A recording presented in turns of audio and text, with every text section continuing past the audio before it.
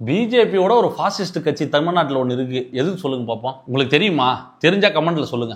பிஜேபியை விட ஒரு பாசிசமான ஒரு கட்சி ஒன்று தமிழ்நாட்டில் இருக்குன்னா 50 வருஷமா டிராவல் பண்ணிட்டு இருக்குன்னா அது திமுகன்ற பேரை தவிர வேற யாரும் சொல்ல மாட்டாங்க. ஏன்னா அம்மையார் ஜெயலலிதாவோட ஆட்சி பார்த்துட்டோம், ஐயா கலைஞரோட ஆட்சியை பார்த்துட்டோம். நமக்குன்னா அந்த எம்ஜிஆர் அண்ணாவோட ஆட்சி பார்க்கறதுக்கான வாய்ப்பு நமக்கு கிடைக்கல. ஏன்னா நம்ம 90s கிட்ஸ்ன்றதுனால நமக்கு அந்த வாய்ப்பு கிடைக்கல. கலைஞரோட ஆட்சியும் ஜெயலலிதாவோட அம்மையாரோட ஆட்சி மட்டும் தான் நம்ம பார்த்துருக்கோம். ஆனால் தமிழ்நாடு இதுவரை பார்க்காத ஒரு ஆட்சின்னா அங்கிள் ஸ்டாலின் அவர்களோட ஆட்சி தான். பாசிசத்தின் உச்சக்கட்டமான ஒரு ஆட்சியா இருக்கு. என்னங்க, ஒரு ஜனநாயக ரீதியில ஒரு பிரச்சாரம் பண்றதுக்கு அனுமதி கேட்டு நம்ம போறோம், அனுமதி தரோம் தரல, ஒரு சில கட்டுப்பாடுகளோட அனுமதி கொடுக்குறோம்னு சொல்றா அது ஓகே. எங்க நிபந்தனைகள்லாம் இது வரைக்கும் என்னங்க? இது நிபந்தனை என்ற பேர்ல நீங்க சுத்தமா பேசவே கூடாதுன்ற மாதிரி நீங்க போட்டு வச்சிருக்கீங்க. இந்த நிபந்தனை எல்லாம் இதுவரைக்கும் இந்திய அரசாங்கமே, அதாவது பிஜேபிக்கும் காங்கிரஸுக்கும் ஆவாதுன்னு நம்ம பாக்குறோம். ரெண்டு கட்சியும் போட்டி போட்டுக்கும். ஆனா அந்த ரெண்டு கட்சியும் மாத்தி இந்த அளவுக்கு ஒரு பிரச்சாரத்தை, என்ன இப்ப ராகுல் காந்தி அவர்கள் இந்தியா முழுக்க யாத்திரா போறேன், கன்னியாகுமரியில இருந்து காஷ்மீர் வரைக்கும் யாத்திரா போறேன் சொல்லியிருப்பாரு, போயிருக்காரு. அதுக்கெல்லாம் பிஜேபி அரசாங்கமே அனுமதி கொடுத்திருக்கு அவர் சுற்றுப்பயணம் போறதுக்கு வரதுக்கு எல்லாத்துக்குமே. ஆனா பிஜேபியோட நாங்க ஒஸ்டான ஒரு ஆள் நாங்க இருக்கோம், அவங்களுக்கு எங்களுக்கு தான் சண்டையே, ஒருத்தருக்கு ஒருத்தர் சலிச்சவங்க கிடையாது திமுக ஒவ்வொரு தடவையும் ப்ரூவ் பண்ணிட்டு இருக்கு. இந்த ரோட் ஷோ பண்ணக்கூடாது, சீட்லயே உட்கார்ந்து வரணும், கை காட்டக்கூடாது, வாய் பேசக்கூடாது, நாளைக்கு என்ன சொல்லுவாங்க, தண்ணி குடிக்க கூடாதுன்னு சொல்லுவாங்க, மூச்சு விடக்கூடாதுன்னு சொல்லுவாங்க, நீங்க வர வாகனத்துல டயர்ல காத்திருக்க கூடாதுன்னு கூட சொல்லுவீங்க. ஏங்க என்னங்க கேலி கூத்தா இருக்குங்க. சோசியல் மீடியா முழுக்க ட்ரோல் மேல ட்ரோல் பண்றாங்க. அந்த இரும்புக்கோட்டை முரட்டு சிங்கம் வீடியோ, அதற்கு பிறகு அந்த சமுத்திரகனி படத்துல வர ஒரு வீடியோ, தீர்க்கதரிசி மாதிரி ஒவ்வொரு இயக்குனர்களும் அதை யாரை மென்ஷன் பண்ணி பேசியிருக்காங்க, பிஜேபியை மென்ஷன் பண்ணி தான் அந்த மாதிரி திரைப்படங்கள் வசனங்கள் இருந்தது ஒரு காலத்துல. அது இன்னைக்கு திமுகவோட நிகழ்காலத்துக்கு பொருந்தி போறதுதான் பியூட்டியே. என்ன தப்பா பேசிற போறாரு தளபதி? நீங்க பண்ண ஊழல் பத்தியும் அட்டூழியம் பத்தியும் பொய்களை பத்தி தான் தளபதி பேச போறாரு, உங்க தோல் உரிக்க போறாரு. பேசவே கூடாதுன்னு ஒருத்தரோட குரவலையை நசுக்கிறது பாசிசம் கிடையாதா? அதை நசுக்கிறது எப்படி சொல்றது, ஹிட்லர் ஆட்சியில கூட இப்படி நடந்திருக்குமா இல்லையா நமக்கு தெரியல. இன்னைக்கு திமுகவின் ஆட்சியில இவ்வளவு கட்டுப்பாடுகள், கேட்டா ஒரு 10 நிமிஷம் பேசுறாரு, 1/4 மணி நேரம் பேசுறாருன்னு சொல்றது. ஆனா அங்க அரசு அனுமதி கொடுக்கிறது எவ்வளோ, 20 நிமிஷம் தான் பேசணும், அதுக்கு மேல பேசக்கூடாது, பின்னாடி 5 வண்டி தான் வரணும், மக்கள் கூட்டம் கூட கூடாது. ஏங்க பிரச்சாரம், தேர்தல் பிரச்சாரம் என்பது மக்களை பார்த்து பேசாம வேற யாரை பார்த்துங்க நம்ம பேசுறது?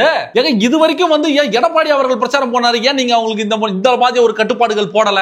ஏன் எத்தனையோ கட்சிகள் ஏன் பிஜேபி பிரச்சாரத்துக்கு போது ஏன் அவங்களுக்கு இந்த மாதிரி கட்டுப்பாடுகள் போடல? எதுக்கு தமிழக வெற்றி கழகம் தேர்தலே சந்திக்காத முதல் தேர்தலை அடியெடுத்து வைக்கும் நம் தளபதியை பார்த்து பயப்படுறதுக்கான காரணம் என்ன? அததான் தளபதி அவர்கள் அந்த அறிக்கையில சொல்லியிருக்காரு. என்னங்க என்ன பார்த்தா பயமா இருக்கா? நான் என்ன உங்களுக்கு எந்த விதத்துல என்ன பார்த்து நீங்க பயப்படுறீங்க? தெளிவா கேட்கிறார் தளபதி அவர்கள். எதுக்கு இவ்வளவு கட்டுப்பாடுகள், எதுக்கு இவ்வளவு நிபந்தனைகள், எதுக்கு? இதுக்கு முன்னாடி இப்படிப்பட்ட நிபந்தனைகள் நம்ம பார்த்ததே இல்லையே. 5 வாகனங்கள் போகணும், சனிக்கிழமை நடைபெற 25 நிமிடங்கள் மட்டும் தான் உரையாற்றணும்ன்றாங்க, சட்டம் ஒழுங்கு பிரச்சனை வரக்கூடாது, வியாபாரிகளுக்கு எந்த இடையூறும் வரக்கூடாது. எங்க இந்த நோக்கத்தை மனசுல வச்சுதானுங்க வீக்கெண்ட்ல வச்சிருக்காங்க. சனிக்கிழமை பெரும்பான்மையான கடைகள் மூடப்பட்டிருக்கும், பள்ளிக்கு போறவங்க காலேஜுக்கு போறவங்களுக்கு விடுமுறை இருக்கும், வேலைக்கு போறவங்களுக்கு விடுமுறை இருக்கும், அவங்களுக்கு எந்த தொந்தரவும் வந்துடக்கூடாது, அங்க பொதுமக்களுக்கும் வியாபாரிகளுக்கும் இடையூறு வரக்கூடாதுன்றதுனால தாங்க அவர் சனிக்கிழமையா பார்த்து வைக்கிறாரு. அவர் மக்கள் மேல அக்கறை இருக்கிறதுனால தான் தொலைநோக்கு பார்வையோட அந்த விஷயத்தை பண்ணியிருக்காரு. நீங்க இதை இது நிபந்தனை என்ற பேர்ல இது என்ன 22 23 நிபந்தனைகள் போட்டிருக்கீங்க.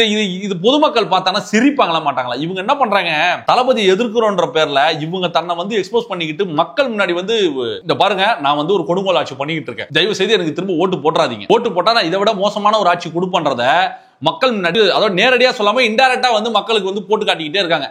எங்க புதுசா ஒரு கட்சி ஆரம்பிச்ச ஒருத்தர் வராரு, என்ன ஒரு மரண பயம். திமுகவை தவிர வேற யாராச்சும் இதை பத்தி பேசுறாங்களா? ஒரு குரூப் பேசுது, அவங்களுக்கு பாவம், வாங்கின காசுக்கு பேசிதான் ஆகணும். ஏன்னா காசு வாங்கிட்டாங்கன்னா அவங்களுக்கு அந்த தொழில அவ்வளவு பக்தி, தொழில் பக்தி. பணத்தை வாங்கிட்டாங்கன்னா அந்த வேலை முடிகிறவர்கள் அவங்க அதுல பின்வாங்க மாட்டாங்க. இப்போ கடல் மீட்பு மாநாடு வேற நடத்த போறாரா, கருமத்தை. அது எதனோ கடல் குஞ்சுகளை பிடிக்கிட்டோம், மீனை பிடிக்கிட்டோம், மீன்கள் கூட போராட்டம் பண்ணிக்கிட்டோம், ஓட்டு உரிமை வாங்கி கொடுக்கட்டும், கருமம் எப்படியாச்சும் போகுது. ஏன்னா அரசியல் கட்சிக்கும் அரசியலுக்கும் இந்த மக்களோட பிரச்சனைக்கும் அந்த கட்சிக்கும் சம்பந்தமே கிடையாது. அது கடல் மீன் அப்படியே போட்டோம், அது விட்டுடுங்க, அது நம்ம அரசியல் கட்சியாவே கன்சிடர் பண்ண போறதுன்னு வச்சுக்கீங்க. காசை வாங்கிட்டு ஏதோ ஒன்று கத்த போறாங்க. சமூக நீதி கட்சின்னு சொல்லிட்டு பெரியாரோட ஆட்சி நடத்துறோம்னு சொல்லிட்டு இன்னைக்கு ஒரு ஜனநாயக முறைப்படி மக்களை சந்திச்சு பேசுறதுக்கான உரிமையை நீங்க பறிக்கிறீங்கன்னா பிஜேபிக்கு உங்களுக்கு என்ன வித்தியாசம் நான் கேட்கல பாஸ், மக்கள் கேட்கறாங்க. நீங்க அதுக்கு பதில் சொல்லிதான் ஆகணும். இதெல்லாம் பார்க்கும்போது எனக்கு செம காண்டாகுது. அது மட்டும் இல்லாம இவங்க என்ன மாதிரி நரேட்டிவ் செட் பண்ண பாக்குறாங்கன்னா, நேற்று விவாத மேடையில பாருங்களேன், திமுகவை சார்ந்த ஒரு விவாத மேடை ஒன்று கண்டக்ட் பண்றாங்கன்னா, திமுகவோ இல்ல திமுகவுக்கு ஒரு பாதகத்தை ஏற்படுத்துற மாதிரியோ இல்ல வேற ஏதாச்சும் ஒரு டாபிக்ல வந்து ஒரு விவாத மேடை ஒன்னு ஒரு டிவி சேனல் எடுக்கிறாங்கன்னா சிறப்பு விருந்தினர்களா திமுக சார்ந்த ஒரு பேச்சாளர்களோ இல்ல செய்தி தொடர்பாளர்களோ கொண்டு வரணும் இல்லையா? யாரோ பத்திரிகையாளர் என்ற பேர்ல ஒரு திமுக காரனை உட்கார வைக்கிறது நாம் தமிழர் கட்சியை சேர்ந்த, அதாவது கட்சிக்கும் அரசியலுக்கும் சம்பந்தம் இல்லாத ஒரு கட்சி அது. அந்த கட்சின்னு ஒரு பேச்சாளர் சொல்லிட்டு யாரோ ஒருத்தர் விவரம் தெரியாதவனா ஒருத்தனை கூட்டு வந்து உட்கார வச்சு திமுக வந்து பேக் வாங்குது. ஏன்னா அவங்க வந்து ஒரு ப்ரோகிராம் கண்டக்ட் பண்ணும்போது தாவேகால இருந்து ஆள் வராங்களா, அப்ப நாங்க வரலன்னு பின் வாங்குறாங்க. ஏன் அவ்வளவு பயப்படுறீங்க?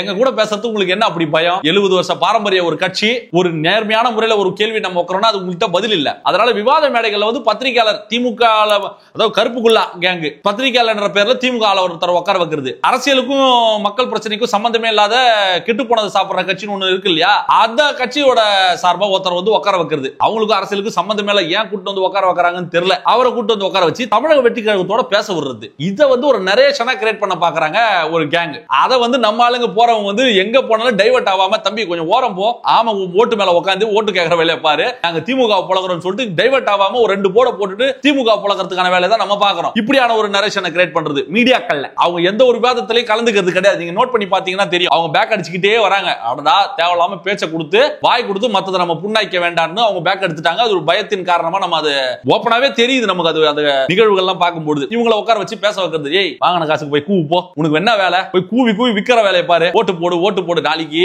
திமுகவுக்கு ஓட்டு போடுன்னு கூட சொல்லுவானுங்க வாடகை பசங்க. அதனால வந்து அவங்களை நம்ம புறந்தள்ளுவோம். இப்படியான ஒரு விஷயம், நெருக்கடி, பேசக்கூடாது, வண்டியில போக கூடாது, சீட்லயே உட்காந்துக்கினே இருக்கணும், யாருன்னா வந்து வண்டியில பின்தொடர்ந்து வந்தாங்கன்னா திரும்பி கூட பார்க்க கூடாது. ஐயோ கேலி கூத்தான நிபந்தனைங்க எல்லாம் பார்க்கும்போது எனக்கு சிரிப்பா இருக்கு. சீரியஸா சொல்றேன், தெய்வ செய்தி இந்த மாதிரி வேலைகளை இனிமேலாச்சும் திரும்ப ஆட்சிக்கு வரப்போறது கிடையாது. நீங்க நிச்சயமா நீங்க திரும்ப ஆட்சிக்கு வரப்போறது இல்ல. எதுக்கு இவ்வளவு பயம், இவ்வளவு வன்மத்தோட சுத்துறீங்க? சோசியல் மீடியால இருக்கக்கூடிய உடன்பிறப்புகள் எல்லாமே வந்து திமுக வந்து அடுத்து தனிப்பெரும்பான்மையில ஜெயிக்கும், 200 சீட் அடிக்கும்லாம் வந்து கம்பு சுத்திட்டு இருக்கானுங்க. பாவம் அவன் வாங்குற காசுக்கு வந்து 200 ரூபாய் காசுக்கு வந்து பாருங்களேன், உதயநிதியோட ஒரு போஸ்ட், எல்லாரும் ஒரே மாதிரி கேப்ஷன்ஸ் போட்டு பெறப்பட்ட பேடிஎம் தொகை 200ன்னு சொல்லி உதயநிதி அவர்கள் வந்து அந்த சுற்றுப்பழத்துக்கு போறால, இளைஞரணி அரசன் உதயம் நம் உதயநிதி தான். ஒரே கேப்ஷனை கிட்டத்தட்ட பாத்தீங்கன்னா ஒரு 9-10 பேர் ஒரே மாதிரி பெறப்பட்ட தொகை பேடிஎம் 200ன்னு சொல்லி ஒரே கேப்ஷன் ஒரே போட்டோ. இவர் எங்க சுற்றுப்பயணத்துக்கு கிளம்புறாரா? இப்படி பணத்தை கொடுத்து சோசியல் மீடியால ப்ரோமோட் பண்ணியோ இல்ல வந்து யூடியூப்ல வந்து தளபதியை தாக்கி பேசக்கூடிய யூடியூப் சேனல்களுக்கு வந்து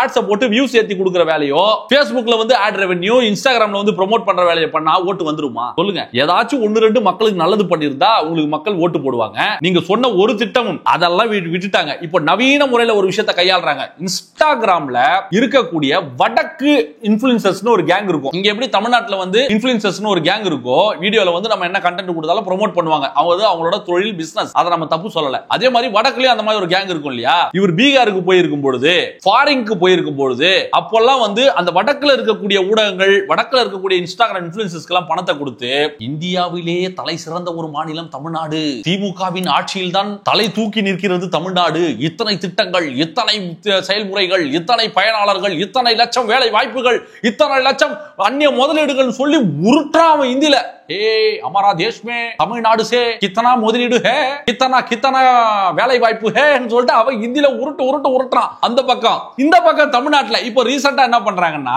இப்போ நல்ல பிரபலமா இருக்கக்கூடிய அதிக சப்ஸ்கிரைபர் இருக்கக்கூடிய இன்ஸ்டாகிராம் இன்ஃப்ளூயன்சர்ஸை கூப்பிட்டு காலை முதல்வன் திட்டம், காலை கிச்சடி திட்டம், மாலை பச்சடி திட்டம் சொல்லி இவங்களோட திட்டத்தெல்லாம் உங்கள் முதல்வன் ஸ்டாலின், உங்க இல்லம் தேடி மருத்துவம் ஸ்டாலின், இல்லம் தேடி மருத்துவம் ஸ்டாலின், இல்லம் தேடி அப்புறம் என்னென்னவோ திட்டம் ஸ்டாலின், நீங்க ஒன்னு போட்டுக்கலாம், இல்லம் பிராக்கெட் பின்னாடி ஸ்டாலின் போட்டு நீ என்ன திட்டத்தோட ஃபில் பண்ணிக்கலாம். இந்த திட்டங்கள்லாம் அறிமுகப்படுத்தி இருக்காரு. இது தலை சிறந்த திட்டங்கள். இந்த மாதிரி இந்தியாவிலேயே இப்படி ஒரு திட்டங்களை வந்து யாரும் பண்ணது கிடையாது. நம்மள பார்த்து தான் வந்து ட்ரம்பே காப்பி அடிக்கிறாரு, நம்மள பார்த்து தான் வந்து சீனாவே காப்பி அடிக்குதுன்னு சொல்லி உருட்டுறாங்க இன்ஸ்டாகிராம்ல பணத்தை கொடுத்து. ஐயோ வெக்க கேடுங்க, சீரியஸா சொல்றேன், வெக்க கேடான ஒரு விஷயம். இன்ஸ்டாகிராம் இன்ஃப்ளூயன்சர் மார்க்கெட்டிங், யூடியூப்ல வந்து ad revenue marketing, digital campaigning, அதுக்கப்புறம் பத்திரிகையாளர் என்ற பேர்ல எல்லாரையும் கூப்பிட்டு வச்சு பணத்தை கொடுத்து பேச வைக்கிறது. பணம் கண்டி இவங்க கிட்ட இல்லன்னு வச்சீங்களேன், ஒரு பயம் சீண்ட மாட்டான். ஏன்னா இவங்க அந்த கலகலப்பு படத்துல ஒரு காமெடி வரும், இவன் கொடுக்குற 500 ரூபாய்க்கு வந்து என்னெல்லாம் பேச்சு வாங்க வேண்டியது இருக்கு, இன்னைக்கு எவனா ஒருத்தன் அண்ணனை பத்தி அசிங்கமா பேசிருப்பீங்களான்னு ஒரு காமெடி வரும் பார்.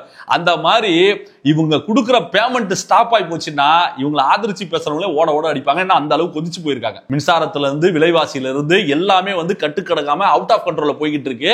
இவர் ஃபாரின் ட்ரிப் அடிக்கிறான்னு இவர் ஒரு பக்கம் போறாரு. இவர் வந்து இப்பதான் 20 நாள், அதாவது வந்து எலெக்ஷனுக்கு ஒரு 6 மாசம் இருக்கும்போது இப்பதான் இவருக்கு வந்து திடீர்னு முழிப்பு வந்து வீட்டுல இருந்து எழுந்து வந்து பிரச்சாரத்துக்கு வந்திருக்காரு இளவரசர். மக்கள் மீதுல இத்தனை நாள் எங்க போனீங்கன்னு கேட்டா தெரியல. ஏதோ ஆட்சிக்கு வந்த முதல் மாசம் இவர் எம்எல்ஏ ஆன உடனே அந்த சேப்பாக்கம் தொகுதியை போய் சுத்தி பார்த்தாரு. பாத்ரூம் எல்லாம் எட்டி பார்த்தாரு. ஏதோ போட்டோ ஷூட் எல்லாம் நடத்தினாங்க.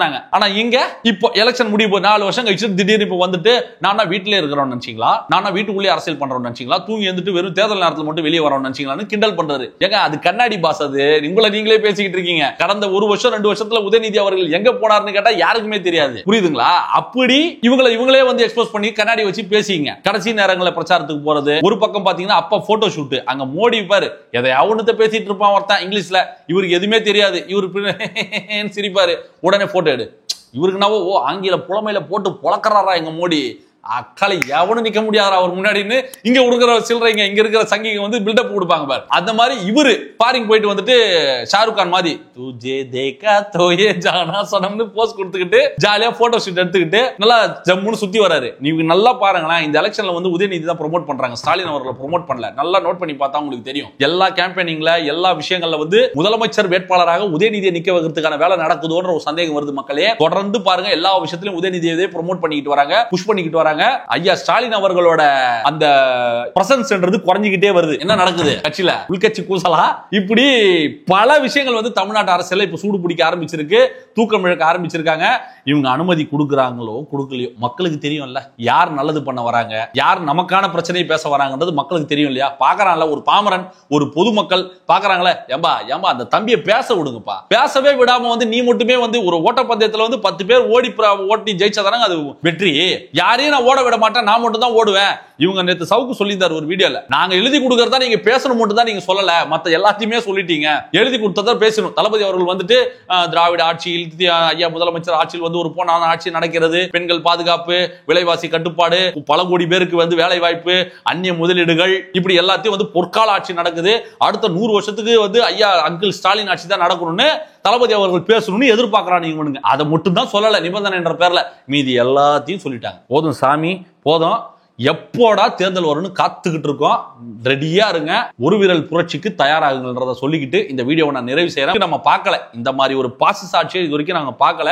முதல் முறையா அதை பார்க்கும்போது வயிறுலாம் எரியுது. ஏடா இப்படி போட்டு ஒருத்தர் நசுக்கிறீங்களே, நீங்க பண்ணுங்க. எவ்வளவு நீங்க எதிர்க்கிறீங்களோ அவ்வளவு நல்லது. எம்ஜிஆர் அவர்கள், புரட்சி தலைவர் எம்ஜிஆர் அவர்களுக்கு நீங்க எவ்வளவு நெருக்கடி கொடுத்தீங்க. இன்னைக்கு அவர் வந்து ஒரு பீனிக்ஸ் பறவை மாதிரி எழுந்து வந்தார்ல, அந்த மாதிரி நிச்சயமா நம்ம தளபதி அவர்கள் இவங்களோட அந்த எதிர்ப்பெல்லாம் சமாளிச்சு தனி ஒரு மனிதனா தமிழ்நாட்டு மக்களோட பெரும்பான்மையோட சக்தியோட மறுபடியும் தளபதி மீண்டு வருவாரு, மக்களை சந்திப்பாரு, பேசுவாரு, ஜெயிப்பாருன்றதை இந்த இடத்துல நான் உறுதியா சொல்லிக்கிறேன். மீண்டும் ஒரு சிறப்பான வீடியோவோட உங்களை வந்து நான் சந்திக்கிறேன். நன்றி, வணக்கம்.